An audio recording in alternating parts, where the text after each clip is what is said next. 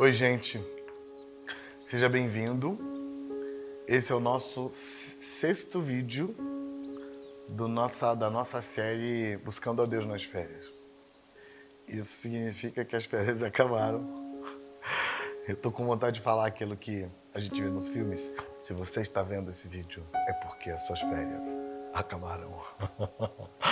Então, mas esse é o nosso último vídeo. Eu tenho uma palavra de Deus para você, para a gente fechar as férias com chave de ouro. E talvez esse seja seu primeiro vídeo. E se for, eu quero te recomendar muito que você entra no link na descrição do vídeo e vê a série toda. Essa série é uma série de 6 vídeos e esse é o sexto vídeo. São vídeos curtinhos, 10 minutos mais ou menos.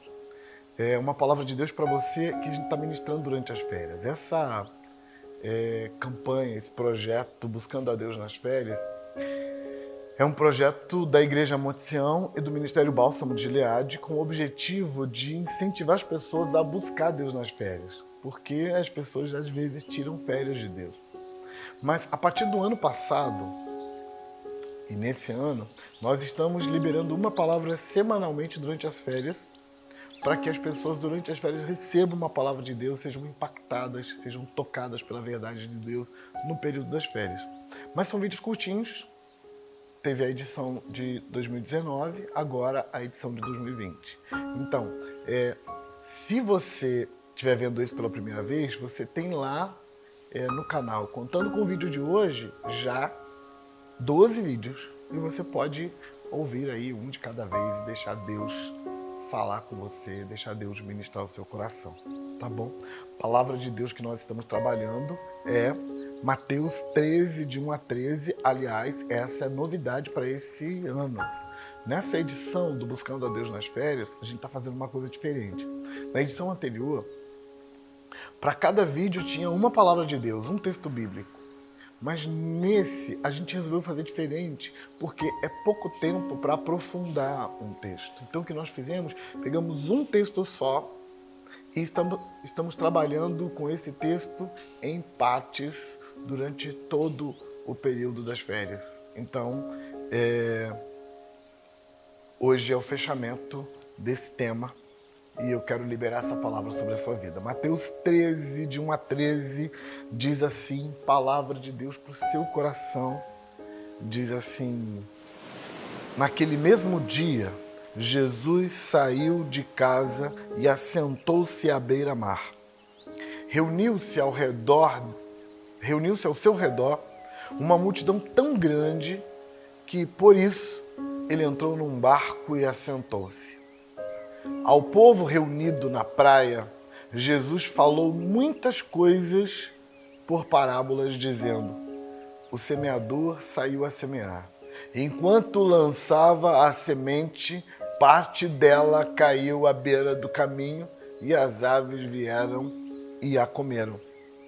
Parte dela caiu em terreno pedregoso, onde não havia muita terra, logo brotou, porque a terra não era profunda. Mas quando saiu o sol, as plantas se queimaram e secaram, porque não tinham raiz. Outra parte caiu entre os espinhos que cresceram e sufocaram as plantas. Outra ainda caiu em boa terra e deu boa colheita a 100, 60 e a 30 por um. Aquele que tem ouvidos para ouvir, ouça, disse Jesus. Os discípulos aproximaram-se dele e perguntaram: por que falas ao povo por parábolas? Ele respondeu: a vocês foi dado o conhecimento dos mistérios do reino dos céus, mas a eles não. A quem tem, será dado, e terá em grande quantidade. De quem não tem, até o que tem lhe será tirado. Por essa razão, eu lhes falo por parábola, porque vendo, eles não veem, e ouvindo, não ouvem nem entendem. Nós estamos pensando nesse mesmo texto no decorrer de todo o período das férias, e a gente já entendeu que Jesus quer que a gente ouça, mas ele não quer que a gente ouça. Ele quer que a gente ouça, mas Ele quer que a gente vá atrás de ouvir, Ele quer que a gente queira ouvir. Isso faz uma diferença muito grande. Para Deus, o seu querer conta ponto. Nós já entendemos também que sua resposta ao pouco faz diferença. Jesus disse que aquele que tem, lhe será dado e terá em abundância, mas aquele que não tem, até o que tem, lhe será tirado. Ele estava dizendo que se você responde bem ao pouco, Deus te dará mais. Se você responde mal ao pouco, você vai perder o pouco que tem. E depois disso, nós trabalhamos os 6 terrenos que aparecem no texto. Eu sempre confundo semente com terreno, mas é sempre 6 terrenos. Não são 6 sementes, são 6 terrenos. 6 terrenos, nós falamos dos 2 primeiros que tem uma coisa em comum, dos 2 sequentes que tem uma coisa em comum, e hoje eu quero te falar dos últimos 2 terrenos que também têm uma coisa em comum.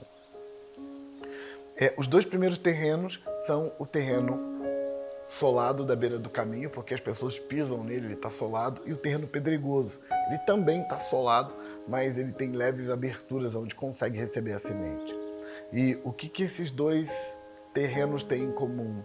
Eles não produzem, eles foram pisados e estão solados por causa disso. Os 2 próximos terrenos são o terreno no meio dos espinheiros e o terreno que produziu 30 por 1. Esses 2 terrenos têm uma coisa em comum, eles têm baixa produtividade. Eles não morreram, não mataram a semente como os 2 primeiros, mas também não deram alta produção. Os últimos terrenos, que são os 2 que a gente vai avaliar hoje, são os terrenos que produziram 60 e 100 por 1. E o que esses 2 terrenos têm em comum? Esses 2 terrenos dão alta produtividade. Os 2 terrenos da alta produtividade pararam de produzir num dado momento. Um parou de produzir quando estava dando 60 e o outro parou de produzir quando estava dando 100. Comparativamente, o terreno que produz 60 e o terreno que produz 100 estão muito bem, obrigado, em relação aos terrenos anteriores, porque os terrenos anteriores produzem 0 e 30 por 1. Então eles estão muito bem, obrigado. O grande problema desses 2 terrenos é que, num dado momento, eles experimentaram um mover e aí se deram por satisfeitos. E por se darem por satisfeitos, chegou uma hora que a bênção parou. Sabe, tem uma história no Velho Testamento, no 2º livro dos Reis, que ajuda a gente a entender isso. Eliseu abençoou uma mulher que precisava dessa ajuda e disse para ela: vai para casa, tranca a porta com seus filhos, antes de trancar a porta, claro, pegue muitas vasilhas emprestadas e pega um pouquinho de óleo que você tem na vasilha e despeja na vasilha que você pegou emprestada. Aí você enche uma, enche outra, enche outra. Quando você tiver enchido todas as vasilhas, vende o óleo, paga a sua dívida e vive com o resto. Aquela mulher foi para casa e pegou muitas vasilhas emprestadas e aí ela segurava a vasilha de óleo, que só tinha um pouquinho de óleo, e ela despejou na primeira vasilha. Encheu a primeira vasilha, trocou de vasilha. Encheu a segunda vasilha, trocou de vasilha. Encheu a terceira vasilha, trocou de vasilha. Ela foi enchendo vasilhas após vasilha. E claro que toda vez que ela olhava para o vidrinho dela, só tinha o mesmo pouquinho de óleo de sempre. Mas aquele vidro de óleo estava plugado no infinito e derramava um jato de óleo, e óleo de oliva extra virgem. E ela foi despejando e enchendo. Mas chegou um dado momento em que um dos filhos disse: mamãe, acabou as vasilhas. O óleo parou. Por que o óleo parou? Porque o óleo só será derramado enquanto você tem limite para derramar. E esse é um problema das 2 últimas sementes. As 2 últimas sementes, elas chegaram num limite que elas estabeleceram. Aquela terra podia produzir mais de 60 por 1, ela podia produzir mais de 100 por 1, mas ela se deu por satisfeita, talvez porque se comparou com a de 30. A de 60 se compara com a de 30, a de 100 se compara com a de 60, e por causa dessa comparação, ela se dá por satisfeita porque eu estou muito bem. Na verdade, não importa o quanto você cresceu, não importa o quanto você avançou em Deus, não importa o quanto você bebeu da vida de Deus, não importa o quanto Deus está operando na sua vida, deixa eu te contar uma coisa. Sempre tem mais. Por quê? Porque o derramar de Deus é infinito, é inesgotável. Deus nunca acaba. Deus não tem limite. Ele sempre tem mais. Ele é uma fonte inesgotável. Na verdade, eu gosto de falar inesgotavelmente inesgotável. Então, eu quero desafiar você a olhar para essas duas sementes. Uma que produziu 60. E por que ela produziu 60? Porque ela estava olhando para a de 30. Aí a outra produziu 100. Por que ela produziu 100? Porque ela estava olhando para a de 60. Deixa eu te contar uma coisa. Para de olhar para quem tem menos que você e começa a olhar para o Deus infinito que tem mais. Não importa o quanto você já deu, você pode dar mais. Não importa o quanto você já cresceu, você pode crescer mais. Para de se dar por satisfeito. Nós recomendamos muito que você desenvolva no seu coração o sentimento de satisfação, não o sentimento de satisfação, de contentamento, mas nós recomendamos muito que você se livre do sentimento de satisfação. Então, resumindo para você entender bem, contentamento, sim, satisfação, não. Contentamento é a sensação de eu estou feliz com o que Deus me deu. Satisfação é eu vou parar de correr atrás porque eu não quero mais nada. Esse aqui tá bom.